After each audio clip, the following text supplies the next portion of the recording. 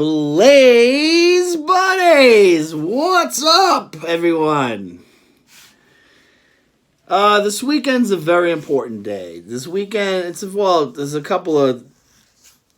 a lot of reasons why this weekend is an important day. One that we won't get into today, but that would be the 1 year anniversary of the passing of a very close friend of mine, and we're going to be having a memorial service for him on Sunday, and we'll talk probably more about that at another time. But very importantly, this weekend is Mother's Day.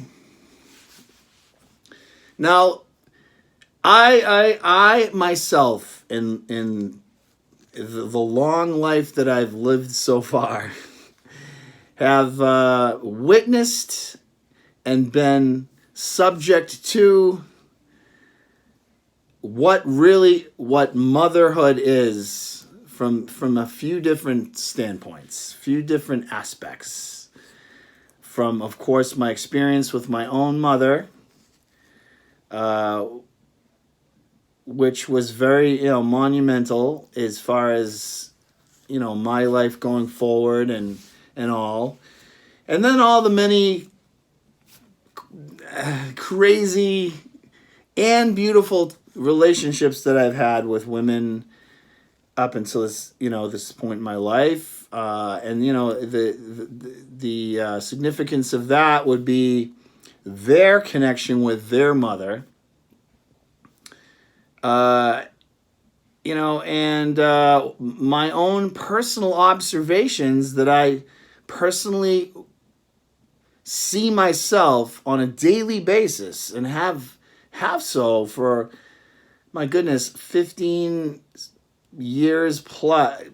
I mean, I've been personal training for a long time, but when I went to full-time training, I was dealing with people one-on-one, and I was, I had the great honor and opportunity to connect with each client and get to really know them.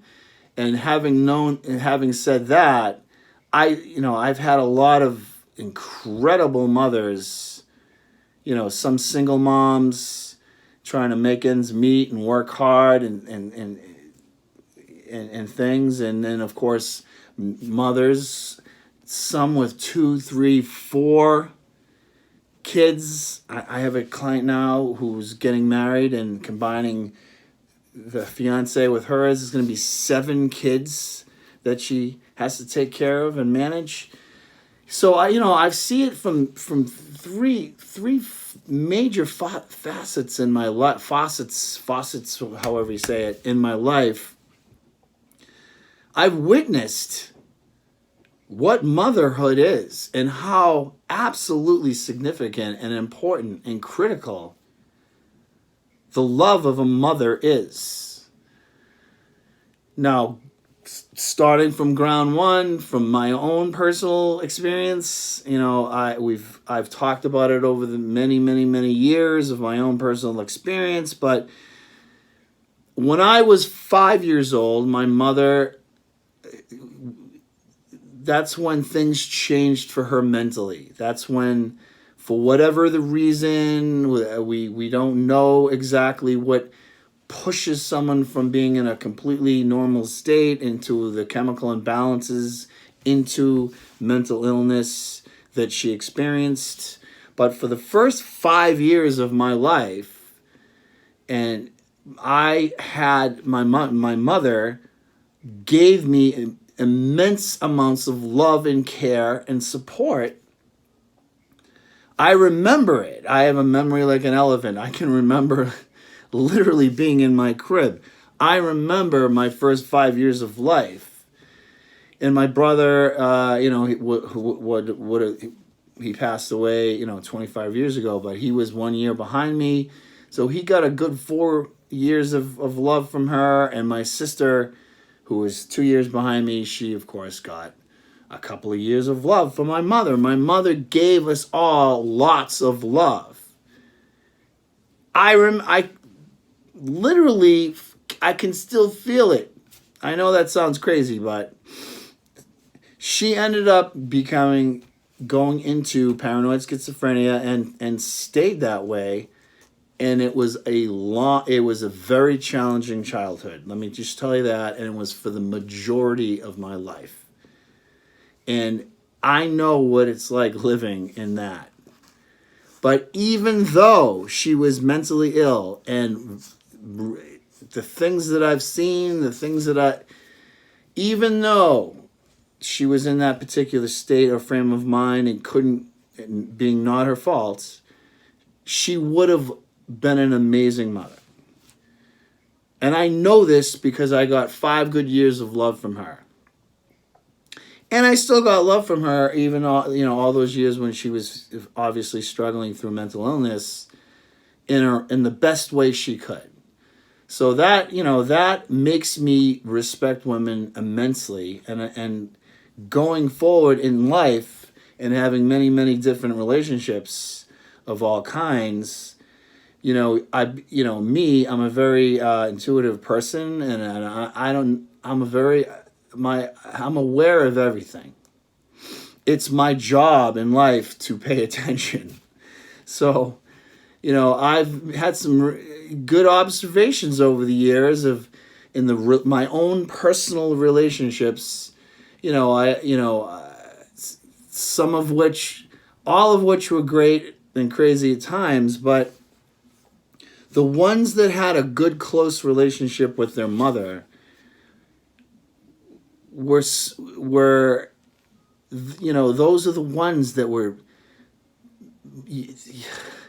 the most loving, the most nurturing, the most outgoing and generous, and all around kind people, women. That's not to say that all the crazy ones over the years weren't good people. What I'm saying is that when you get that love from your mother, those critical years of your life, science suggests that the first 10 years of a child's life is dependent upon the love and bonding they get with their mother and father, but specifically their mother, will determine them later on in life. And there are exceptions if the child themselves has underlying genetic, they're predisposed to some mental illness or bipolar, whatever the situation.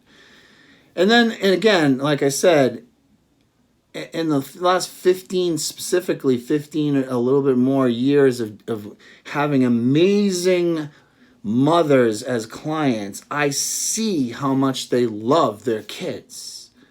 I see it. I see the devotion, the love. I see the heartache at times, the frustration at times. I see what love is. It's beautiful to see that. And it's very sad, too, at the same time, when you know someone who had a terrible relationship with their mother and they're at odds and they don't want to talk. And it's just sad. So my utmost respect goes out to you, the moms, on Mother's Day. Because you are the reason why we are the way we are now. And for that, I say thank you. For the love and devotion and support you give to your children, and it's amazing. It really is. It's literally the most hardest job on the planet. So I gotta go.